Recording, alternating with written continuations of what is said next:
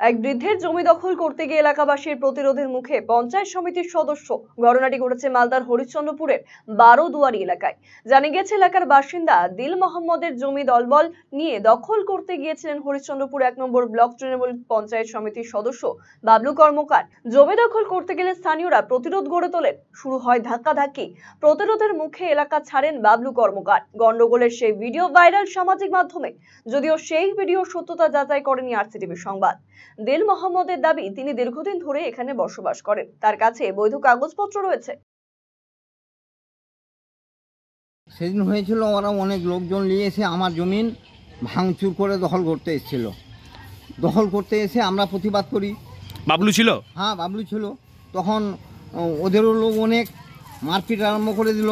আমরাও মারপিট করেছি, দুপক্ষ থেকে হয়েছে। আমরাও মারপিট করেছি, ওরাও করেছে। করে আমরা তেড়ে দিয়েছি, আমরা হাঁকিয়ে দিয়েছি, ওরা চলে গেছে। তার বাদে এই হয়ে চলে যায়। আমরা আজকে 15-20 বছর থেকে মাটি ফেললাম, সব করলাম, বাড়ি করলাম, কোনো লোকেরই নাই।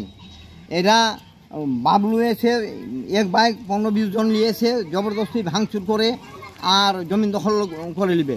ওরা কী ভাবছে মনে, যে আমরা গরিব লোক, আমরা সাধারণ ঘরের লোক, আমরা কারো কাঁচালে পাঁচ দিতে যাই না। গভর্নমেন্ট সরকার দেখুক, ফেভার করে ইনকোয়ারি করে, যদি আমার কোনো অবৈধ থাকে আমি ছেড়ে দেবো জমিন। আমি অন্যায়ের সম্পত্তি নিব না। আমার যদি কোনো অন্যায় থাকে আমি ছেড়ে দিতে বাধ্য থাকবো, আমি ছেড়ে দেবো খুশি মনে।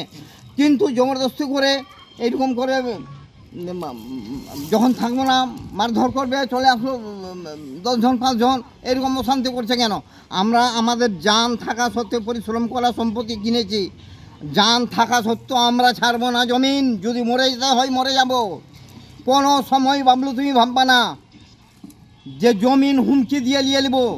আমার রক্ত থাকাকালীন মরে যাব, কিন্তু জমিন ছাড়বো না, এটা মনে করে জেনে নিও। বলছি হ্যাঁ, গরমের মাঠে আরও অন্য অন্য জায়গায় সব করেছে। ইফলার দিয়ে অন্য অন্য জায়গায় করেছে, এখানেও এসেছিল। তো জমি কি দখল করতে পেরেছিল আপনার? না। অন্যদিকে ব্লক তৃণমূল নেতৃত্বের দাবি, ঘটনাটি কয়েকদিন আগের, তবে কোনো সমস্যা থাকলে প্রশাসন পদক্ষেপ নেবে।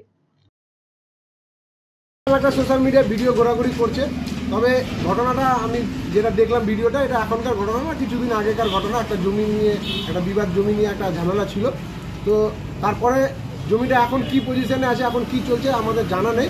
এই ব্যাপারটা আমরা জেনে আগামী তারপরে আমরা কিছু বলতে পারবো। এখন এই ব্যাপারে আমরা মন্তব্য করার মতো কোনো ব্যাপার নেই। বাকি কী আছে না আছে এটা প্রশাসন দেখবে এবং ডিএলআর সাহেব দেখবে জমির কী ঝামেলা আছে না আছে। আমি বলবো যদিও কোনো ঝামেলা থাকে তবে তাহলে যেভাবে হোক ঝামেলাটা যেন মিটিয়ে দেয়। আর এগুলো বিরোধীদের কাজ, বিরোধীদের কিছু ষড়যন্ত্র চলছে আমাদের দলকে কালিমালিপ্ত করার জন্য। এগুলোতে আমাদের কোনো মন্তব্য নেই। পুলিশ আছে, প্রশাসন আছে, তারা নিজেদের কাজ করবে। আমরা দলগতভাবে আমাদের মতন কী করতে হবে একটা ব্যবস্থা আমরা করব। বিজেপিদের পায়ের নিচে মাটি নেই, কোনো কাজ নেই। বিজেপি শুধু তৃণমূলকে কীভাবে কটাক্ষ করতে হবে, কীভাবে তৃণমূলের খোঁচা মারতে হবে, এগুলো ওদের কাজ। প্রচারে থাকতে হবে, না হলে প্রচারে থাকতে পারবে না। শাসক দলকে যদি কটাক্ষ না করে, বিজেপিদের বা বিরোধীদের কোনো কথায় আমরা কান দিই না, মানুষ কান দিচ্ছে না।